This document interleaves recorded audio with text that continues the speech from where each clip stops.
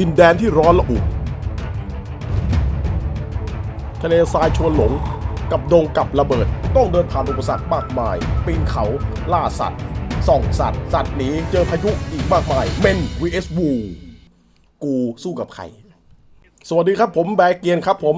ตอนนี้เรากำลังเดินทางไปที่ทะเลทรายแห่งหนึ่งย่านบางนาอีกแล้วแต่วันนี้ความทรหดจะไม่เหมือนคราวที่แล้วเพราะว่าครั้งนี้เป็นทะเลทรายไอ้เหี้ยร้อนชิบหายเลือกตั้งก็จบไปแล้วถ้าลงทะเลก็มีไม่พาไปกูต้องมาทะเลทราย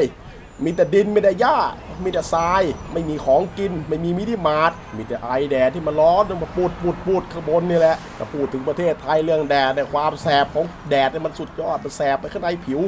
ร้อนไปถึงข้างในถ้าไปทากันแดดแล้วก็อยู่ทะเลทรายเนี่ยผิวหนังยังปูดอีกแล้วเฮ้ยพูดทำไมวะกู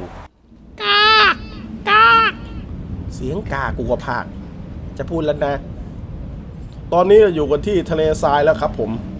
แดนความร้อนสุดๆมีทั้งตอนเที่ยงตอนเย็นก็ร้อนทุกตอนไม่ใช่คุณดูดินตรงนี้สิมีแต่ผงละเอียดเพราะความร้อนแต่ข้างหลังผมมีสายไฟอย่างในเมืองเดินไปถึงทะเลทรายนี่กูรู้ดีอย่างกันเป็นพวกโยธาส่วนทางนู้นทิศตะวันตกทางนี้ทิศตะวันออกผมไม่รู้จะไปทางไหนก็จัดไปปีนสัตว์สุกชิบหายร้อนสมคำล่ำลือไม่รู้มาทำไม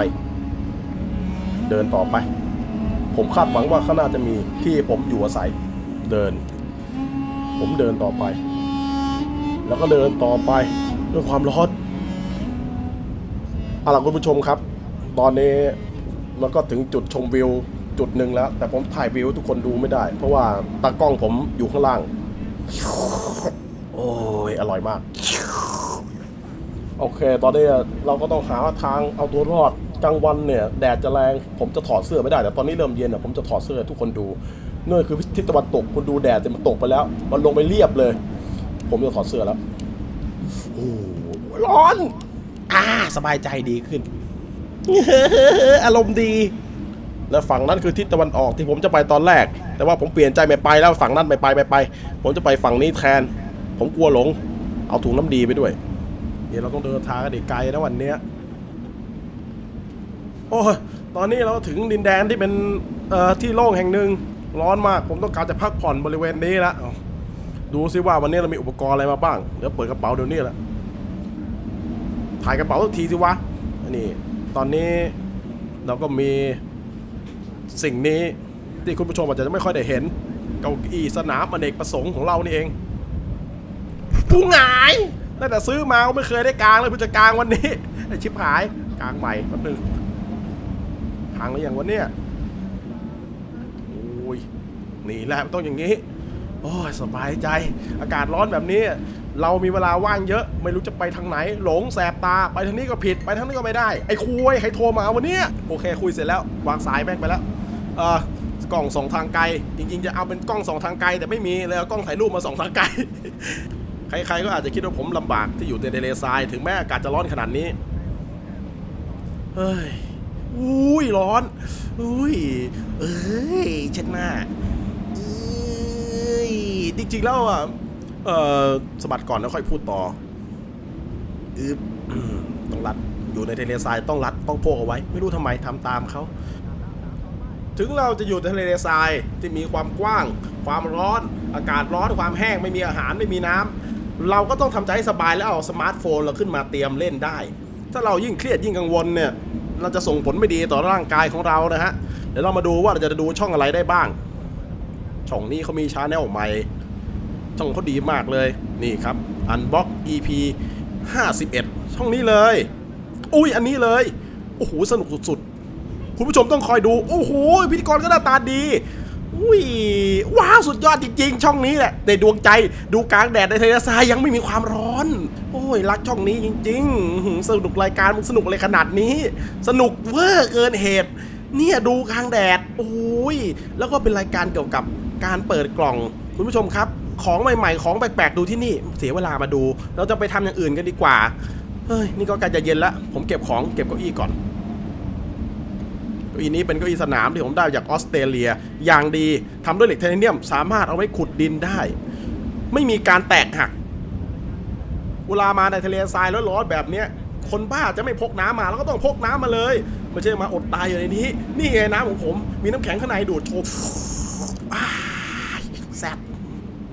เราเดินทางกันต่อเลยดีกว่าก่อนที่มันจะมืดไปมากกว่านี้อ๋อไปกัน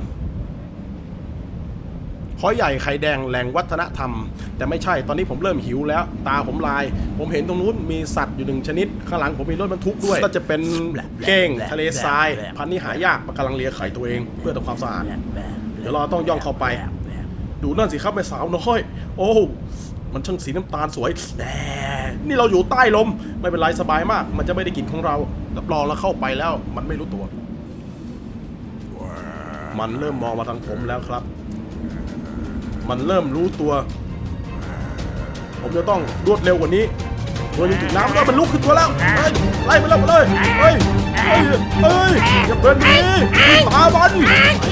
เฮ้ยกูดู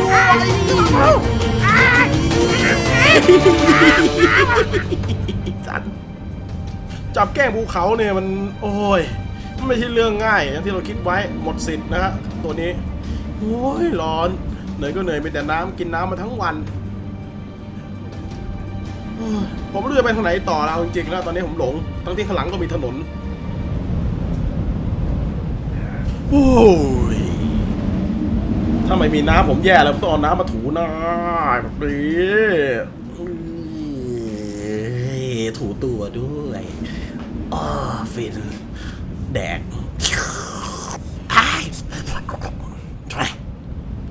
อยู่ได้เพราะน้ำจริงเพราะน้ำคือชีวิตเอายังไงก็ต่อดีกับชีวิตกูตอนนี้วะเนี่ยอยากกินเนื้ออยากกินไก่อยากกินหมูอยากกินกุ้งว้ายจะไปทางไหนพูดเยอะชิบหายเลยเริ่มหลอน ตอนนี้ผมขาดอาหารแล้วคุณผู้ชมครับแต่ก่อนอื่นก่อนที่เราจะอยู่ทะเลทรายได้เราต้องมีที่อยู่เราต้องขุดรูนี่ผมจะทำให้คุณดูการที่ขุดนี่ขุดลงไปขุดแบบนี้นี่จอกกึกแกรกเสียงหินขุดกันมานานโอ้โหขุดจนเย็นจนมืดโอ้ยมีรอจังหวะขุดจนรูเท่านี้โอ้ยเสียเวลาชิบหายโอ้ยจริงๆก็ไม่อยากจะขุดหลุมอะไรขนาดนี้หรอกแต่ว่าอยู่ในทะเลทรายต้องป้องกันตัวเพราะไม่มีพายุเก้าอี้นี้ขุดแล้วก็เอามานั่งได้สบายจริงผมเนี่ยรอดตายเพราะว่าหลุมเนี่ยหลาย10 รอบแล้วผมขุดแบบนี้แหละกันพายุได้ใช้เวลานานหน่อยแต่ปลอดภัย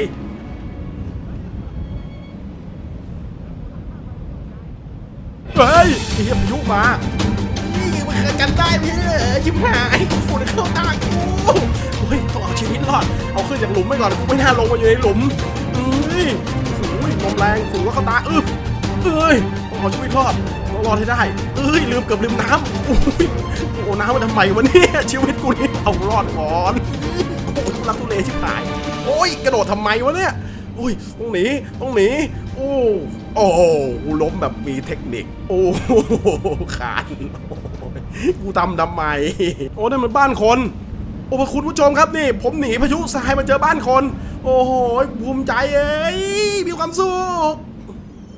ณกระท่อมแห่งหนึ่งคุณผู้ชมครับจริงๆแล้วบ้านคนก็อยู่ไม่ไกลมากแต่ผมหลงของผมเองครับเนี่ยใกล้จะปิดแล้วผมเนี่ยเตรียมของสำคัญมาในการใช้งานไม่ใช่เพียงแต่เก้าอี้ที่อยู่ในกระเป๋าผมกางก่อนแป๊บมันกางยากกางเย็นกางมาทั้งวันแล้วกูยังกางไม่คล่องแคล่วเก้าอี้ข้อแต่ความทนนี่ที่1นั่งตรงนี้แหละโอ้ยสบายใจสบายตัวแล้วผมก็ต้องมีของสำคัญในการทำคลิปนี้มันรันจวนใจกับตอนนี้เช็ดหน้าไป1 ดอกโอ้ยไล่ตันซะก่อนนี่เลยถึงเวลาของผมแล้วมีความสุขจบแบบไม่บริบูรณ์โอ้แม่สาวน้อยถ้าชอบกดไลค์กดแชร์ Subscribe ให้ช่องนี้แล้วก็ไปกด Subscribe ให้กับช่อง Unbox EP 51ด้วยเด้อต่างกันเลยไม่เคยคิดรีบถ่ายไม่เคยคิดไม่เคยฝันว่าชีวิตจะต้องมาทำอะไรอย่างนี้ เป้เป้กระเป๋าเป้อะเป้ เหี้ย